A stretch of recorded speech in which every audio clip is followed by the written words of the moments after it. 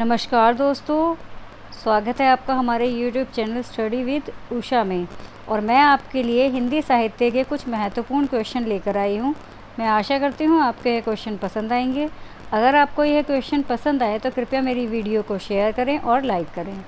प्रश्न नंबर पहला है, हिंदी साहित्य का आदिकाल। हिंदी का एक इतिहास ग्रंथ है। इस ग्रंथ के रचनाकार कौन हैं? तो इस ग्रंथ के रचनाकार कौन हैं? रामचंद्र शुक्ल, नलिन विलोचन शर्मा, हजारी प्रसाद द्विवेदी या फिर रामविलास शर्मा। तो इसकी व्याख्या देख लेते हैं। हिंदी साहित्य का आदिकाल 1952 में लिखा गया था और इसके लेखक कौन है? हजारी प्रसाद द्विवेदी। यानी कि इसका सही आंसर क्या हो जाएगा? ऑप्शन नंबर सी इसका सही आंसर हो जाएगा।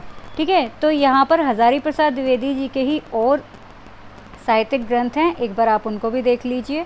ठीक है, ये इम्पॉर्टेंट हैं और एग्ज़ाम्स में बार बार पूछे जाते हैं। ठीक है, हिंदी साहित्य का आदिकाल कब लिखा गया था? 1952 में लिखा गया था। और किसके द्वारा लिखा गया था? हजारी प्रसाद द्विवेदी जी के द्वारा ही। ठीक है, हिंदी साहित्य का उद्भव और विकास, यह भी कब लिखा गया था? 1952 में लिखा गया था। और किसके द्वारा लिखा गया था? हजारी प्रसाद द्विवेदी जी के द्वारा ही लिखा गया था। हिंदी साहित्य की भूमिका, यह 1940 में लिखा गया था और यह भी किसका है? यह भी हजारी प्रसाद द्विवेदी जी का ही है। और इनमें से कई बार प्रश्न जो है यूजीसी नेट और टीजीटी पीजीटी में पूछे जाते हैं, तो आप इन सभी प्रश्नों को बहुत ही ध्यान से पढ़िए और याद कर लीजिए। ठीक है, रीतिकाल को श्रृंगार काल की संज्ञा किसने दी थी? Option number A Acharya Ramchandra Shukla, option number B doctor Nagendra, option number C Pandit Vishwanath Prasad या फिर ऑप्शन नंबर डी मिश्र बंधु। तो एक बार इसकी व्याख्या भी देख लेते हैं। इसका सही आंसर क्या हो जाएगा? Option number C Pandit Vishwanath प्रसाद। किसने की थी? विश्वनाथ प्रसाद ने। ठीक है, किसको कहा था? रीतिकाल को क्या कहा था? श्रृंगार काल की संज्ञा दी थी। अब अन्य आचार्यों ने भी रीतिकाल को विभिन्न विभिन्न नामों से पुकारा है, तो एक बार देख लेते हैं किसने क्या नाम दिया है। हाँ जी, अगर हम बात करें कि अलंकृत काल किसने कहा है, तो यह किसने कहा है? मिश्र बंधु ने कहा है। और रीतिकाल नाम देने वाले कौन हैं? रामचंद्र शुक्ल। और अगर हम कहें, ये कलाकार लिख दिया गया है, लेकिन यहाँ पे आएगा कलाकाल। ठीक है, तो अगर हम बात करें कि कलाकाल किसने कहा है, तो वो कहा है रमा शंकर शुक्ल रसाल ने। ठीक है, अंधकार काल किसने कहा है रीतिकाल को? त्रिलोचन शर्मा ने। रीतिकाव्य किसने कहा है? जॉर्ज ग्रियर्सन ने कहा है। आचार्य शुक्ल ने रीतिकाल का समय क्या माना है? ठीक है, प्रश्न नंबर 3 है हमारा, आचार्य शुक्ल ने रीतिकाल का समय क्या माना है? ऑप्शन नंबर ए 1600 से 1800 Vikram Samvat, option number B 1750 से 1900 विक्रम संवत, ऑप्शन नंबर सी 1500 से 1750 विक्रम संवत या फिर ऑप्शन नंबर डी 1600 से 1850 विक्रम संवत। तो इसकी यदि हम व्याख्या करें तो आचार्य रामचंद्र शुक्ल ने रीतिकाल का समय कब से कब तक माना है? 1750 से 1900 विक्रम संवत तक माना है। तो हमारा सही ऑप्शन क्या हो जाएगा? ऑप्शन नंबर बी हमारा सही हो जाएगा। ठीक है, आचार्य शुक्ल ने हिंदी साहित्य के इतिहास के 900 वर्षों को निम्न अनुसार 4 वर्गों में विभाजित किया है। ठीक है, तथा प्रत्येक कालखंड का समुचित नामकरण भी किया है। अब कई बार प्रश्न जो है वो इस प्रकार से भी पूछा जा सकता है कि आदिकाल को वीरगाथा काल किसने कहा था? तो इसके साथ ही आपको यह भी याद रखना है कि आदिकाल को वीरगाथा काल कहने वाले आचार्य कौन थे? आचार्य रामचंद्र शुक्ल। और इन्होंने इसकी समय सीमा क्या मानी है? 1050 से 1375 विक्रम संवत इन्होंने माना है। ठीक है, अब अगर बात की जाए पूर्व मध्यकाल की, तो पूर्व मध्यकाल को इन्होंने क्या नाम दिया है? भक्ति काल।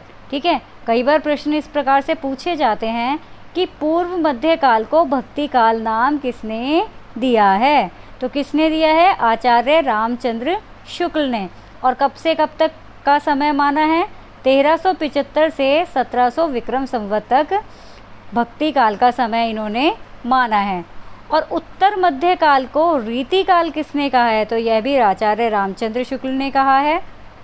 और कब से कब तक माना है? 1500 से लेकर के 1750 ईस्वी तक को इन्होंने क्या माना है? रीति काल माना है। यदि हम आधुनिक काल की बात करें, ठीक है, आधुनिक काल, ठीक है, 1950 से लेकर के 1984 विक्रम संवत तक इन्होंने इसको माना है। चलिए प्रश्न नंबर 4 पर आते हैं। किस विद्वान ने आदिकाल को सिद्ध सामंत काल कहा है? हाँ जी, किस विद्वान ने आदिकाल को सिद्ध सामंत काल कहा है?